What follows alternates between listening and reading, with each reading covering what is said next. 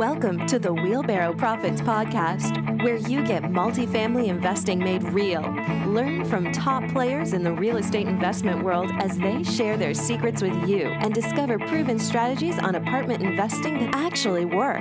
To learn more about Wheelbarrow Profits, visit jakeandgino.com, your one-stop shop for everything multifamily. Now to your hosts, Jake and Gino.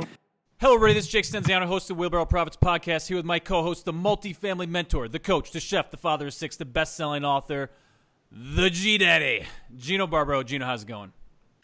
Stenziano, I'm doing good. The question is, how you doing today? I'm how the emotions the going? lawnmower. It took us 30 minutes to get into this one, but it was well worth the wait. So I'm here, and I'm ready to make it happen, big man. Hey, before we get started, I want to give a quick shout-out to our sponsor, CrowdStreet, who knows you don't have to know a guy to find a quality commercial real estate investment opportunity. Learn more at crowdstreet.com/wheelbarrow, and for visiting their site, they're going to give you a free gift. Gino, isn't that nice of them? I love it, baby. You love it, Bring baby. it on. Hey, today's guest is Ross Hamilton. Ross is the founder and CEO of Connected Investors. Connected Investors is an online platform for real estate investors to network, find investments, and fund their deals. I think we're going to talk a little bit about funding the deals today. So, Gino, we're going to get a little buy right and finance right on today. What do you say? I'm excited. I think his platform is terrific. I want to pitch the platform. I want to get into how he's helping guys out, how he's got this funding portal. He's got a new book coming out, Jake. There's a lot of stuff happening. So let's just jump right into it. All right, sounds good. So without further ado, Ross, welcome to the show. Hey, thanks so much for having me here, and I appreciate you putting up with the tech glitches, running a tech company. It's usually us. What the hell, man? Come on. Yeah. You know, life is really all about solving problems. So that's what we did here today. We were entrepreneurial in how we got this podcast up. Absolutely. So what I know you have a real estate background before you got into the real estate tech, sort of the Fintech stuff. So why don't you share that before we get into the other stuff? Yeah. Well, I used to actually be a BMX rider. I used to compete, travel all around the country, and basically try to break myself. Dave Mira in the house. Yeah, well, actually, Dave Mira and I he moved to Wilmington, North Carolina, and I used to ride with him every day. Nice. He's the Michael Jordan of BMX. For any of you who aren't familiar with BMX, R.I.P. Dave. He passed away not too long ago, but he was a fantastic mentor in my early days, and I was going to be a professional BMX rider. So I kind of went all in. Anything I do, I'm all in. And everything kind of came to a tragic end when I just took one of those falls. It put me out for well over a year, and when I got back into it, I kind of lost it. So I'm like, what do I do now? I need to figure out how to make some money. I've kind of put all my eggs in this basket. So like many people, I just did a little research on how to make a lot of money, right? And somehow I found real estate investing. I read the stat that 80% of millionaires did it through real estate. I'm not the smartest guy in the world, but I'll play the odds.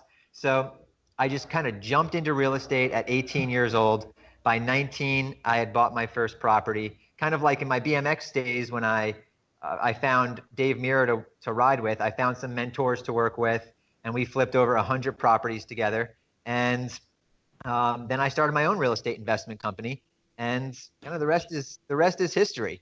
Through doing that, I was able to witness the inefficiencies in the real estate market firsthand. And being a little younger than most people in the space, I wanted to solve it with technology, and that was kind of how Connected Investors was born. Wait. So you tell me you went to college, you got a degree, you went out and started working for somebody, and gradually you worked yourself up through the ranks and made it happen.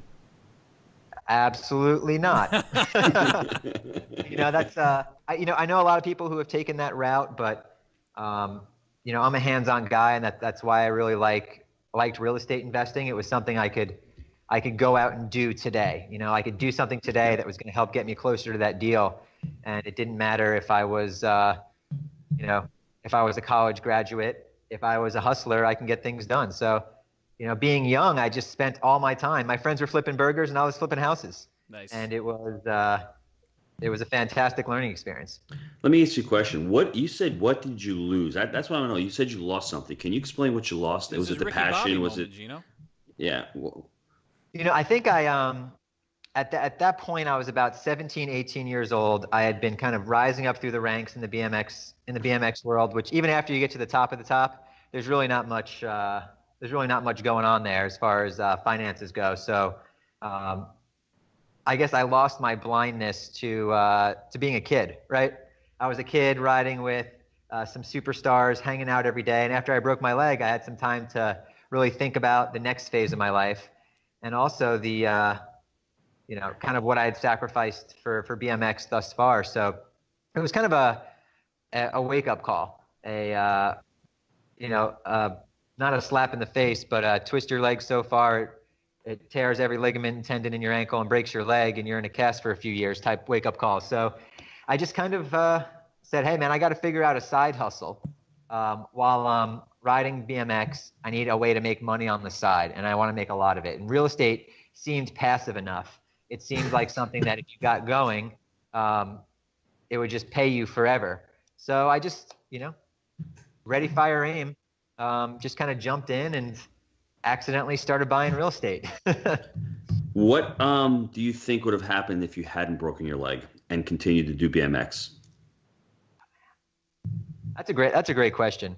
Well, I would have been an entrepreneur in that vertical as well. Actually, even before I broke my leg, I had a little BMX clothing company. So I would have found a way from my parents own that. I've just always been around people that were their own bosses and own their own businesses. So just that whole ladder that you described earlier just never really existed in my head. So I would have found some sort of a way, but it would have been a lot harder, a lot longer of a path, and I might not have been nearly as successful as I was in getting into real estate. So it was, I read some quote I'll completely destroy here, but the premise of it was, you're really made up. What really hardens you and makes you who you are the hardest times in your life.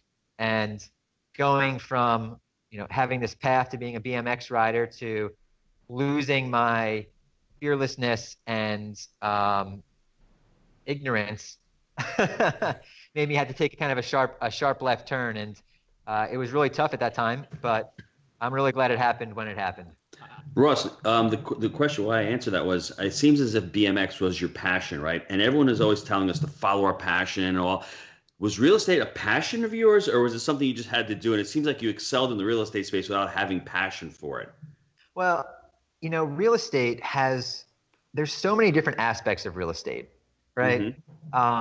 That for me, my passion was kind of the connecting side. Like, I liked getting out there. I liked jumping into big deals and trying to figure things out. Just like I would pedal full speed at a huge ramp, I kind of pedaled full speed into real estate investing. So there was a bit of adrenaline there. Understand that, I was passionate about BMX, but I was passionate about kind of the adrenaline, the other sides of it. So I was able to kind of shift that passion into investing in real estate and, have that same drive. I like that. So tell us how you got that idea for Connected Investors. Well, I was really young actually when I first started. Like I said, 18 I started, 19 I bought my first investment property. So I was actually trying to find other young, successful entrepreneurs, because I was hanging out with a bunch of old dudes all the time, which was fine. I learned a lot, but I wanted to have some colleagues as well. So at that time, there was only really MySpace, and it didn't really translate well to connecting with other real estate entrepreneurs. Facebook was just in colleges at the time. LinkedIn was crap, and no one was really using it. So I'm like, you know what? I can build one of these sites, and just kind of pedaling into that jump, ready, fire, aim, right? Having no idea what it meant to be a technology company. At that time, it wasn't as cool or as on everyone's radar as it is today. I just said, I want to build a platform where people can connect, and I can sort people by their ages. So I'll find some great people in my age, where I am in my life to connect with. And it was a big investment, but I figured if I did just one deal from investing in this, it would more than pay for itself. So basically I was flipping properties, and I would take the profits from those flips and I would invest them into connected investors. And I'd keep kind of building a feature and building on and building on and building on. So it was more or less just a slight pivot and a lot of good timing as well, because social media was really at the dawn of what it's become today. So I had a nice jump and was able to, put my flag in that on that side of the world. And real estate's very, very network oriented. So it made a lot of sense that there could be a niche site just for real estate investors. Over the last, I guess, 10 or 15 years, have you seen more millennials and young guys getting into the space, becoming entrepreneurs, or have you seen it harder to recruit that age group? Great question there. And we're seeing more and more millennials get involved in real estate investing. It's one of those, everyone's trying to figure out how to make a little extra money here and there. And real estate is just the perfect way to have a side hustle to where you can get things going while you're doing what you're doing, and you have a long-term plan, right? You can live that. I remember when I was I've never been a millennial. I'm right on the cusp there. But when I was young, I basically sat down with some of the most successful people that I could find in my town, and I asked them what they would do if they were my age, and they said I would travel and I would buy real estate. Well, those two things to do back before a lot of the technology exists was very difficult, but those two things pretty much define my early to mid 20s. I was buying and selling real estate. I was traveling around the world, and I really took that advice to heart. Before I get into the mission of the brand, what markets did you start buying in? Wilmington, North Carolina. Okay. Was where I started, and then when everything kind of crashed, I moved my focus to Jacksonville, North Carolina, because it was a military town. And everyone had financing there. So while everyone else was trying to figure out what to do, those are some of the most profitable flipping years of my career. Great. So what would you define your mission statement of your brand of Connected Investors? Connected Investors, we're really streamlining the many inefficiencies that are built into investing in real estate, right? And the reason there's so many inefficiencies, and the reason real estate, in my opinion, the technology side is so far behind the rest of the world, is because people profit off those inefficiencies. Real estate agents are a perfect example of that. Anytime there's brokers involved, the word broker to me means inefficiency. And it's just kind of a matter of time before those inefficiencies are worked out.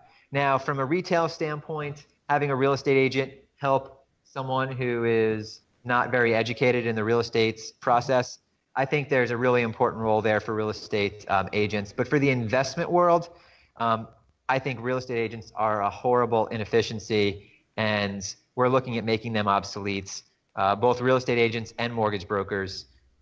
Two of them is worse with than the one technology. Oh my gosh. Yeah. Yeah. So Ross, it's amazing you say that, because Jake made a comment to me about a week ago. He said one of the guys that we're friends with basically said that, hey, I'm impressed with you guys. You guys cracked into a market where it's the old boys network, and you talk about that. And the problem is that's what it is. It's a network that's been around forever. They don't want to lose grip on their power and on their VIGs and on their cuts that they're getting. So that's what creates the inefficiency. And the unfortunate thing for these guys is when the disruption comes, it takes 6 months to a year. They're out of a job. They don't know what the hell just happened to them, and it's going to happen. It's just not a matter of if, it's a matter of when. So I hope you speed up with that mission. Yeah, I mean, with artificial intelligence coming out, making really starting to accelerate. There's all sorts of ways that I see that real estate agents can start being a thing of the past, something we kind of laugh at. I mean, would you rather work with a machine that's analyzed 10 million transactions, or someone who's doing their first 10 deals that helps you review the contract and negotiate? I mean, it's only a matter of time, but they are going to put up a heck of a fight. But they'll lose their grip in the investment world first, and that's what we're working toward. So what was the first thing you did to create Connected Investors? What were the steps you took? Oh man, the very first thing I did is we built just a basic framework for connecting. And with any connection platform, with any marketplace, it's really tough because you have to have the buyers and sellers there at the same time. Does that make sense? You have to have a social network, you have to have people to talk to. So there's a critical mass that most people can never make it past. So we had a really unique way that we marketed Connected Investors. At first, it was a social network, and instead of a profile, you got a website for your real estate investing business. So back in 2006, 2007, a website was pretty advanced, and people were selling those things for a lot of money. So what that did for us is it meant if people started coming in, even if they couldn't connect with anyone from a social standpoint, they still got some value from our platform because they still had a website. They would come back to check their leads. They'd use it in their business. So we kind of had to keep the eyeballs coming. Now, me personally, I probably had 100 accounts, and I was just sitting there talking to myself all the time to try to create some conversation. But over time, we had we had our first 5,000 people, then 10,000 people. And, we did what I look back and I call parasite marketing. So I had absolutely no knowledge in marketing. Now it's probably my strongest trait. But what we did is we went to all of the big real estate educators out there, and we allowed them to give away Connected Investors for free with the purchase of any of their programs. So we got with some of the biggest guys in the industry, and anytime someone bought any of their programs or their books, they got access to Connected Investors, which at the time was invite only. So it was there was a real value add there. And that got us from 5,000 to 50,000 people, and we had some sort of critical mass there. So I think to sum it up, the first thing I did is I had to address the problem that how the heck am I going to get people to start using this thing? How can I create value even if there's no one inside the platform? Again, I had very little startup capital. I took about $50,000 that I made from a flip, and that was my whole investment. I had no knowledge on marketing or technology companies. I just came up with an innovative way to get it out there, and I did it. And you know what? I think the one thing I did, if I look back, what made Connected Investors successful when so many other people have tried to do something similar and have given up is there was my wife's girlfriend's father, right? At the time she was my girlfriend, was in real estate. And I'm like, yeah, sure. Your wife's girlfriend's father. Yeah. Your wife's friend's father. I was mixing up the word girlfriend there. I was thinking too much into it. I was like, well, you confused me on that one, man. I'm with you. That's a whole nother conversation. That's for a whole other man, I was going straight for the gutter, I guess. Holy crap. That's for a different podcast. But he told me about this meeting of the top real estate investors and online marketers in the world, according to him. That was in Florida next week, and I asked him if I could come. And he said, "Oh, no, I'm sorry, it's invite only." And I'm like, "Where is it?" He's like, "It's in Tampa." I'm like, "Next weekend, huh?" He goes, "Yep." So it was on a Saturday. Friday, I got in my car and started driving to Tampa. Kick down doors. I didn't know where. What's that? I said kick down some doors. Yeah. Didn't know where I was going. Called up this guy who I'd only talked to once when I was in Georgia.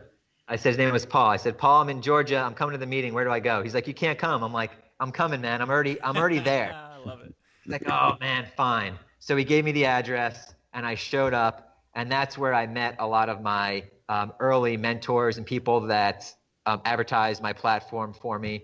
So that was a real pivotal moment there. But it just shows you just got to go. You just got to take it.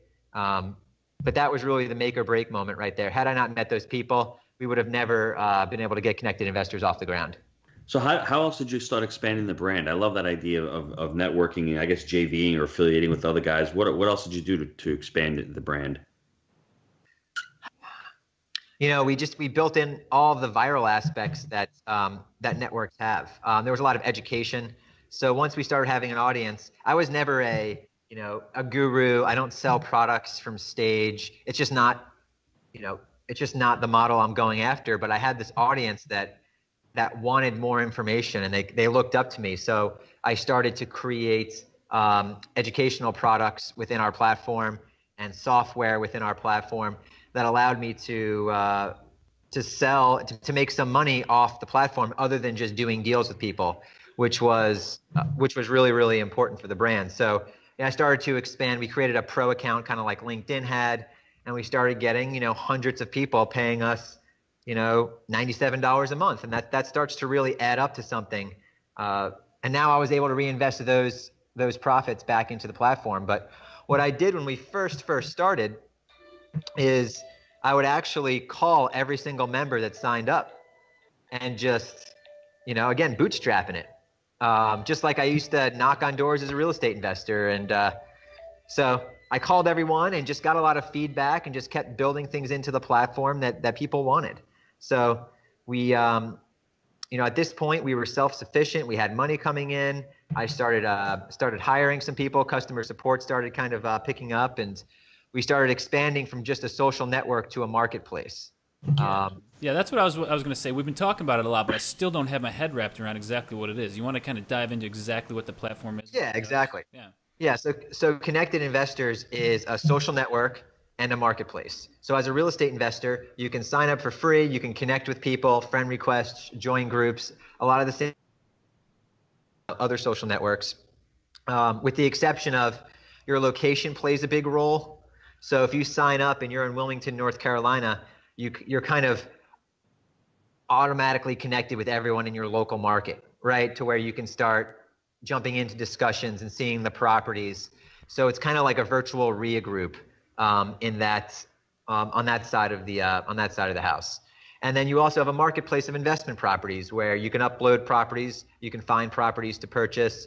And we work with a lot of banks and asset managers that want to liquidate their properties, and they upload them to our platform, and we syndicate them out to the investors who are part of it. So just for signing up, you're going to meet local investors, and you'll see off-market real estate investment opportunities kind of come to you, as they're made available on the platform.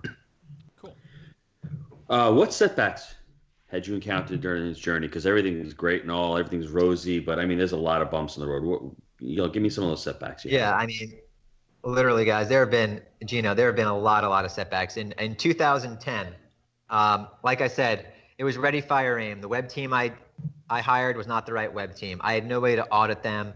Their spending started getting out of control. And around 2010, I had an outside firm audit my company, and they said basically my whole architecture was crap.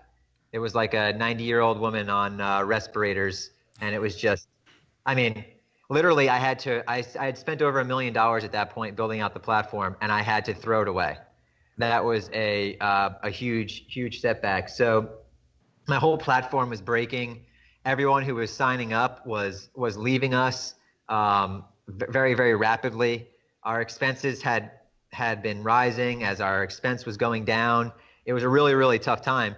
So basically, I had to go all in again, and we had to rebuild the entire platform. And it was really scary, guys, because there was a period of time to where I remember I had about $30,000 left in the bank. I owed my new web team $70,000. My payroll was more than $30,000 at the time, and we were just finishing up our new platform. So our web team's like, "Hey Ross, we're not doing anything else here." His name is John, and he basically saved the company. I said, "John, listen, we're 8.5 months through this 9-month pregnancy here." I was like, "We can go ahead and part ways, and you're never gonna get your money, and I'm gonna have to fold my company up, or you can put another few weeks in, finish this thing out. I'm gonna launch it. It's gonna be great. I'm gonna pay you back in full." And I just thank God it actually turned out that way. Pop the baby out, John. Stay with me, baby. Come on. I know, exactly. Come on. So we had a huge build up to Connected Investors 3.0, and we launched it with new features, new education, new stuff that we were selling. We packaged it all together. We were selling it for $14.97, and we launched it. And the first night we brought in about $50,000 in revenue, and we did about $1 million in revenue over a 2.5-3 week period of time. So we went from not being able to make payroll, about to have a judgment against me. I was having conversations in my head with some of the people who had invested a little bit of money in the company, thinking, how am I going to tell them I lost all their money, to kind of taking straight off. So we look at it as we had to change the engine of the plane while we were in mid-flight. Wheels touched ground, but we kept everyone on board safe, and now we're never going to let that happen again. But that could have went a different direction there. Hey, Jake, I think the guys who did his website are the same guys who did the Affordable Care Act website. To sign up, they spent 700 million bucks, and you got a 90-year-old grandma on respirator. I think Yeah. he's describing that. I wanted to ask you, when did you realize I've got something here? I mean, it might sound like that launch and that whole thing, but when did you say, "Wow, I really got a great product here"? After we did a million in revenue, I knew we had a viable business. But in the very, very beginning, when people were reaching out to me, thanking me for the platform, when they were sending me their testimonials of success they had, when I did my first deal through the platform, when I did my first flip through the platform, I'm like, okay, we have something here, which is why I basically went all in again whenever I had to rebuild everything. So once transactions started happening on the platform, I knew we had something. I mean, the real estate investment market is, $1 trillion industry globally, and we were in the middle of a lot of money. So it was early on I realized we had something, but it took a long time to figure out the business model. And next year is going to look a lot different than this year. This year we've more than doubled the size and revenue in the company, and next year we're gonna try to keep on that pace to kind of keep doubling. But now we're really onto something, and we're really excited about the results all our members are getting. Ross, who do you count as your competitors in the space? That's a great question, because we have the social networking aspect of that, and there are some forums that are out there that are that do very, very well from an SEO standpoint. So any real estate forum is really a competitor. And then from an investment property standpoint, I mean, we are the largest marketplace of residential investment properties. The way it works is it's connected investors, LoopNet, and then the MLS. The MLS is what makes up Zillow, Trulia, and all those other marketplaces. You have your auction.coms as well, but for traditional marketplace, we're right there. So from a marketplace standpoint, I mean, auction.com is a competitor, just because they're so they have so many residential investment properties, but real estate investors don't really like the auction process right there. So we have a lot of, every aspect of what we do has competitors, but there's nobody who has the complete business model that we have directly. So there's no direct competitors, but I mean, gosh, I look at Netflix and Facebook as a competitor as well. I mean, everyone is competing for people's attention, is what everyone's competing for right now. So my job is to try to sell people on the fact that their attention should be on their finances, and they should be paying attention to real estate. And they shouldn't be watching Netflix. They should be watching training videos. They shouldn't be friend requesting people on Facebook. They should be reaching out to people on Connected Investors. So, everyone's a competitor. Fighting for the eyeballs, Gino. Everyone's fighting for the eyeballs these days. Exactly. That's so right. it's of global. Everyone plays on a global scale now. So the second you open up a site online, you're competing with the biggest people and the smallest people, and you just gotta create those raving fans that that keep coming back. So I want to dive back into something we talked about a few minutes ago, and the real estate broker and all that. How do you see the investment process, according to Ross Hamilton and Connected Investors, going forward? Well, we're basically going forward. We have some exciting challenges. We're always looking for more inventory sources. So we're going direct to asset managers and people who have large piles of properties they need to quickly liquidate. So we're constantly attracting those people. This way you can connect directly with them. Now, on the seller standpoint, the sellers, they want to deal with verified real buyers.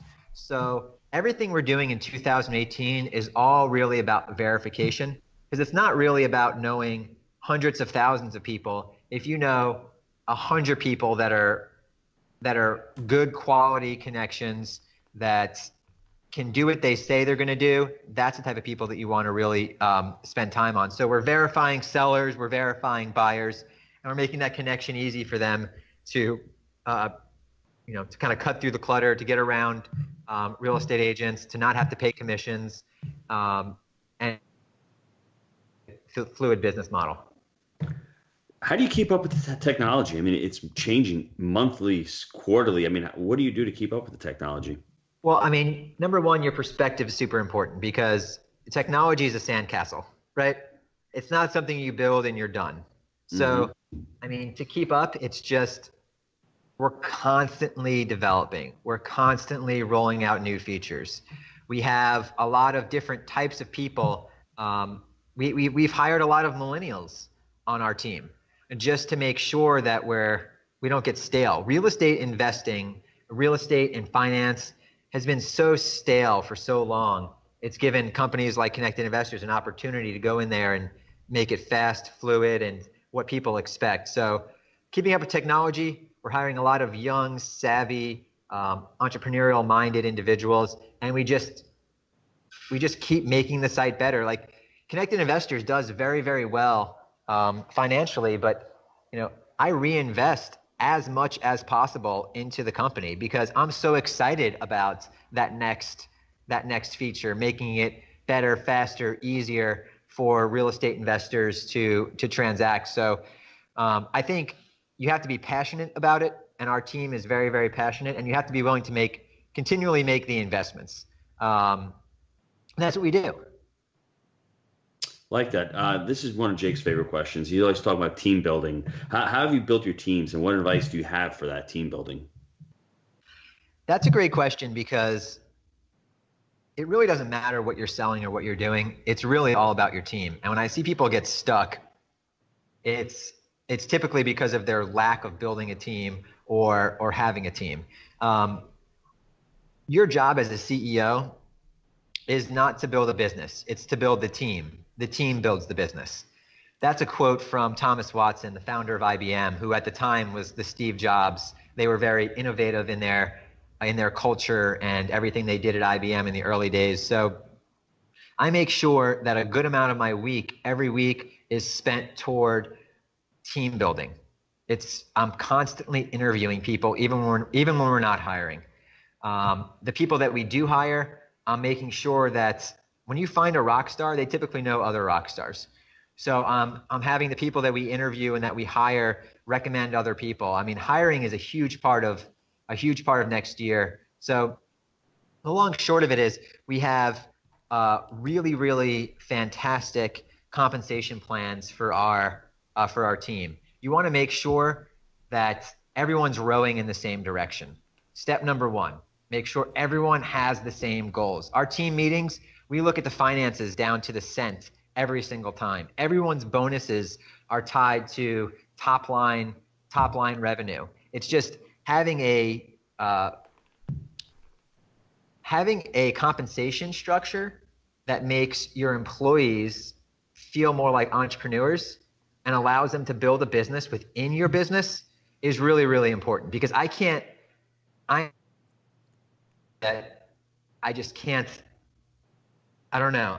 fake it. Like I want my employees to be entrepreneurs too. So it's a challenge. It's like, how do you keep them as an employee and have them be an entrepreneur? We let them build businesses within our company to where they can have overrides and royalties and big bonuses, and they're working toward that payday. When I first got into real estate, I worked my tail off because I wanted to be lazy, if that makes any sense. I'm like, I'm going to work really, really hard now. This way I never have to do anything again. And that motivation got me up early, had me staying up late, had me driving to Florida for not knowing where I was going. Heck, if I couldn't find the meeting, I was going to go have a good time. But either way, letting your employees build a business within your business and proper compensation is super important in team building. That's funny. The sentiment you just shared with us, I'm going to work really hard so I don't have to do anything. That's a young guy thinking, because as you get older, you want to have that ability to do nothing. But at the end of the day, if you do nothing, you feel like a loser and you still got to do something. So I thought that was what it was all about. Come down to Florida, retire. That ain't the gig, bro. You want to make enough money to say, maybe tomorrow I'll just sleep in a few minutes, but I got to still do something tomorrow. So I'm sure how you trick your mind. Dude, I'm jumping out of bed every morning. It just keeps getting earlier and earlier because I'm so excited to get up, man. It's crazy. That's right. Yeah, totally. It's how you kind of fool your mind as a young professional, but it's as you get older, you're working smarter. You're not the one. I'm no longer the ones doing things. Now I'm overseeing stuff. So I kind of say yes or no to things, and that's a lot of fun. I mean, like you guys, I mean, I run into work. I just love coming here and seeing new stuff and testing new things out. I have younger people to do some of the bootstrapping for me. I got about 20 feet. You go down here and take a left. That's the bedroom right there. So, exactly. But two things popped up to me. One is you mentioned rock stars. Just throwing it out there for Halloween. I'm going to be Axl Rose this year. Super important. Gino, we're rocking it. And then Gino, we're going to find a deal on here. Gino, we're going on afterwards. We're going to get ourselves a deal. All you got to do. Yeah, I've got a couple guys here in the Jacksonville market that have a lot of single families they're putting up for sale, and this seems like the ultimate platform for them to do that. Yeah, I'm excited for them to do that. Right now, anything you want to list is free. We don't get in the middle of transactions. Next year, we're going to start playing around, getting in the middle of some bulk property packages. I found there's tons of daisy chains and BS out there. Oh. When people want to buy a I don't want to hear this word properties. Daisy chain anymore. It makes my skin crawl. All right. Yeah. So sick of this crap. Even the savviest investors, they can't navigate through the BS that's out there. But we have direct communication with these asset managers that want to sell huge packages. They just don't want to deal with buyers who try to tie it up and resell it. So we're going to start getting in the middle of those, multi-million dollar transactions. Dude. And that's where the verification kind of comes through. Bring the pain. I'm going to write an article about that because I can't stand these things. You don't know who you're dealing with. I mean, you've got these guys and the problem is they kill the deal. You're actually trying to do the transaction, and they're trying to send in an LOI, and they can't get the LOI to the seller because the seller doesn't know what he's dealing with. I would love to see that. That would be awesome. Yeah. I mean, because we sit at the helm of this huge social network, I see where everyone's problems are, where everyone's pain points are. I see what people are looking for, what people are talking about. If we use that data to figure out what to do next, which is why 2 years ago we got into funding, and that kind of completed we had the buyers and the sellers, and we needed a really fast, fluid way to bring in the funding, because lenders would call me all the time saying, "Hey Ross, I got plenty of capital. Can you connect me with your investors?" And we came up with a really fun way to do that, and that's really been the catalyst of what happened this year in our business. Bro, that's a perfect segue because this is my last question for the short answer. Talk about the funding portal. I mean, how did you get the idea? It seems like you got a great idea, and tell us how it works. Yeah, so it starts with me at a bar, okay? Two chicks. I was at a bar. Yeah. Well, there were some girls there, but it was me and a few of my buddies drinking, and we were watching people run by doing a triathlon, and we basically just made a little bet on who can do the best. So we're like, "Hey guys, we're gonna put these beers down, and we're gonna train for a marathon." So we started training for a marathon. I did a marathon. I did the worst out of all three people, which really upset me. So I'm like, this year I'm gonna do an Ironman triathlon. I went from not knowing how to swim to training for an Ironman triathlon, which is a 26-mile run, basically a 3-mile swim, and like a 110-mile bike. I approached it the same way I approached everything. Jumped on in, got a coach, found a mentor, and dedicated my time to it. So while I was training for that, I actually met the CEO of a little company called Lending Tree. You guys ever heard of that company? I sure have. Yeah. And he was doing triathlons as well, and we were like kind of training together, and we started talking a little bit, and I was telling him how fragmented the real estate investment funding world was. And he loved what we were doing. He invested in the company, came on board as an advisor, and helped us take the proven Lending Tree model into the investment world. Now, at the time, he said, Lending Tree would do this, but the market's a little too small for us. So, I'll advise you, we can have some fun with it. Well, we've kind of blown his socks off with what we've done, because there's just been, at the time, there was so much fraud and scams happening in the investment world. If you needed money for a deal, you kind of had to ask a guy. The good old boys network, right? Mm-hmm. So to make a long story short, with the help of the CEO of Lending Tree, we built a marketplace at CIX.com, the Connected Investors Exchange, to where you basically just tap about 12 buttons and private and hard money lenders actually compete to fund your deal. These are awesome. These are verified, real private and hard money lenders who are competing for your deal. There is so much capital that's been raised for real estate right now. Their biggest problem is they can't find enough borrowers. So I can't work with just one lender because there's no one lender that can solve problems for every type of real estate investor. So we had to get 100 lenders on board before we had the ability to scale. It was like a fabric of lenders. Some lenders are only in Atlanta, some are only in Tampa, some only do New York, some only do California. So we had to, some only do fix and flip, some do buy and hold, some don't do residential, some don't. So we had to basically work our tails off for about 2 years to get those people together. But now you can fill out a form. It's 100% free. The lenders actually pay us when you fill out that form. So we don't get in the middle of it. So we're not a broker. We just make a small connection fee. So they don't have to raise their rates to cover what they're paying us. You get to meet the right lender right away. So we've just taken that whole process of finding the right lender, the best rate, the best term, and we've taken a process that took so long no one ever did it into a process you can do in just in about 10 minutes.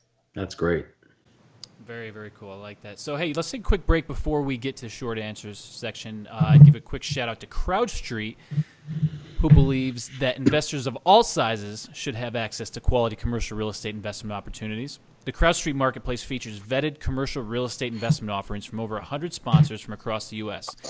Download a free copy of their commercial real estate investing guide at crowdstreet.com/wheelbarrow. So, the question I ask everybody when they come on the show, the most important thing to me is, what is your best habit for success on a daily or weekly basis? What is something that you do throughout that's made you successful? Super simple. Measuring. You have to, if you track every year will be better. If you track every quarter will be better. If you track every month will be better. Every week.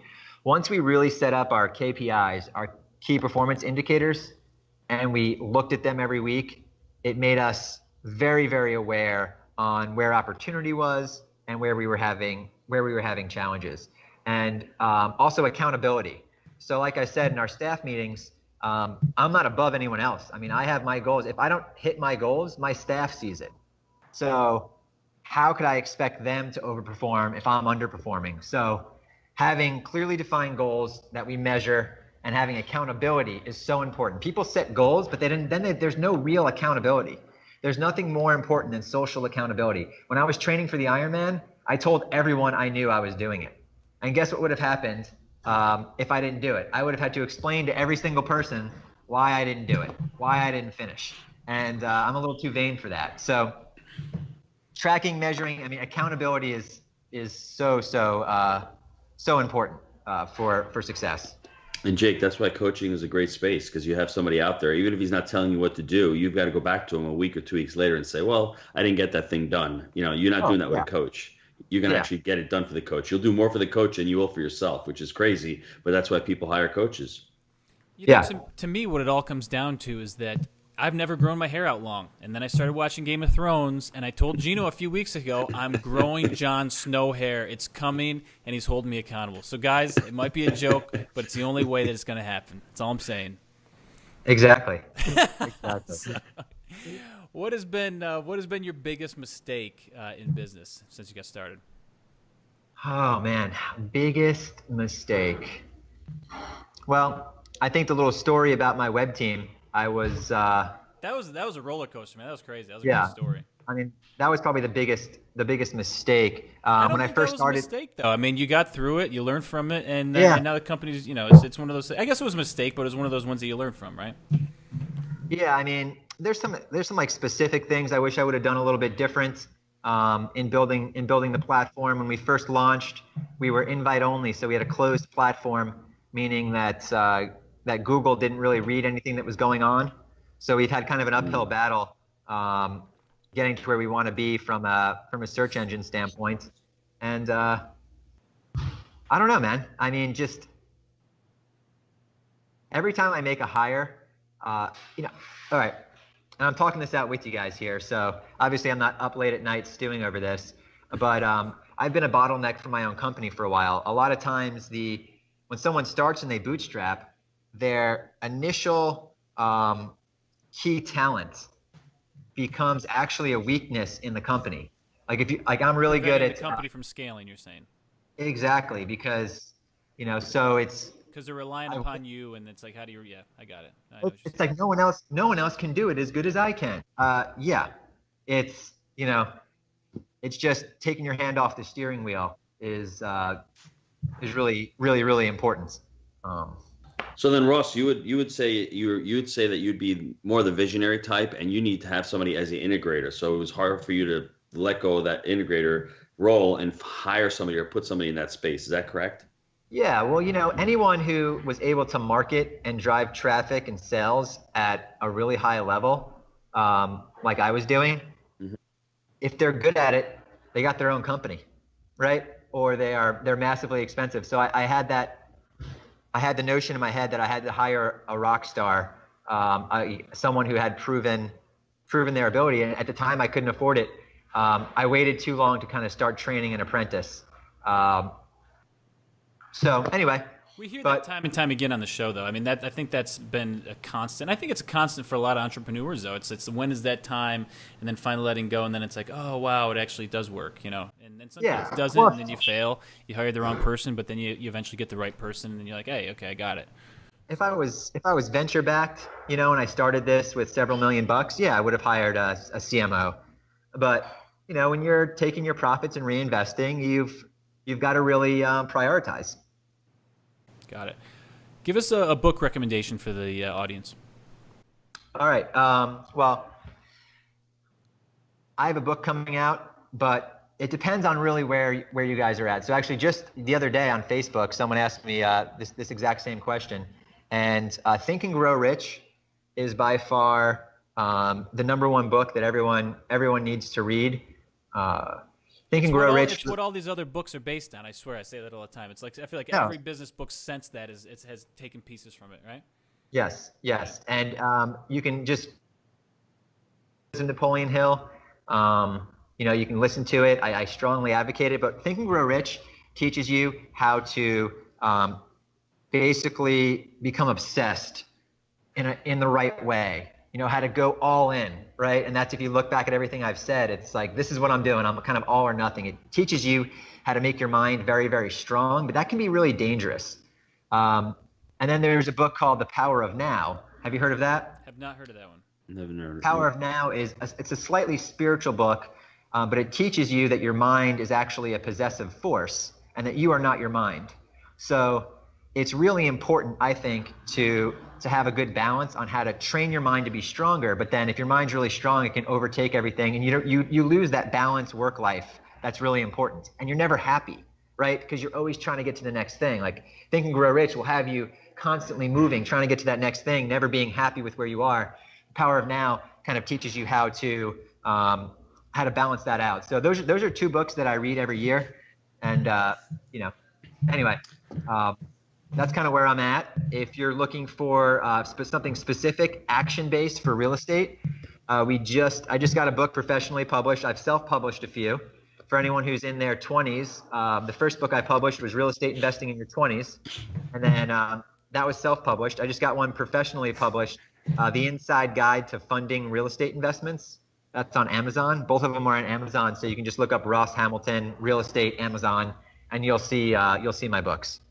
Hey, Ross, I like to give the listeners a key on, you were talking about happiness. I over the last, I guess, 18 to 24 months, I've really started enjoying my work.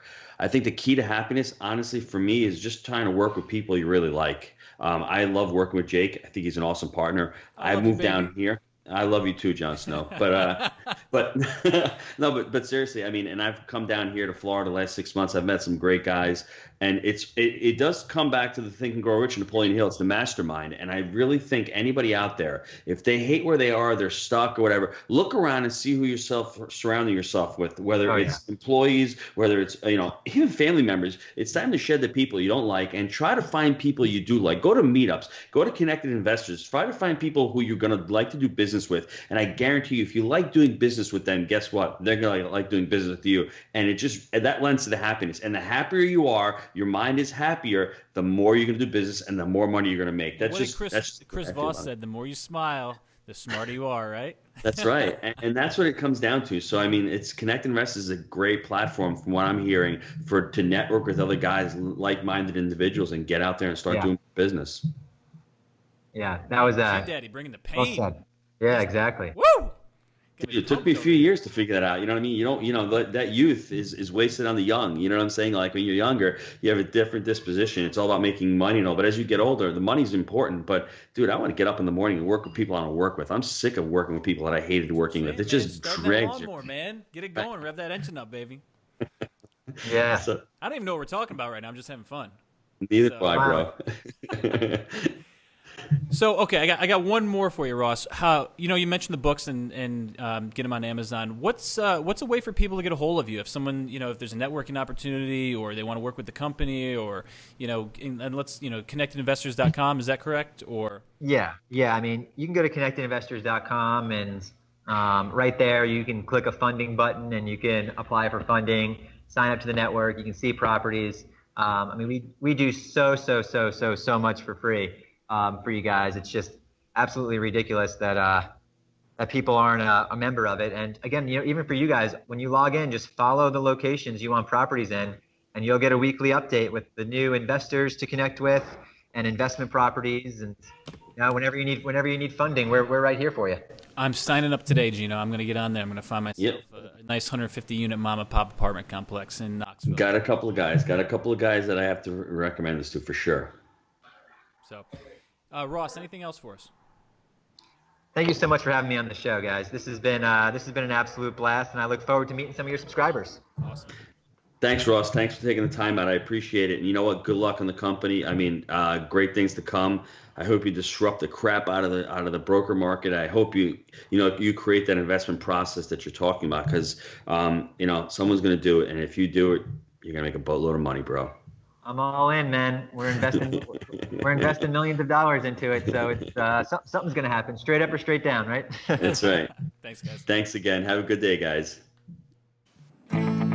We trust that you enjoy the Wheelbarrow Profits podcast. Visit jakeandgino.com, your one-stop shop for everything multifamily. See you next time when Jake and Gino share more of their investing secrets with you.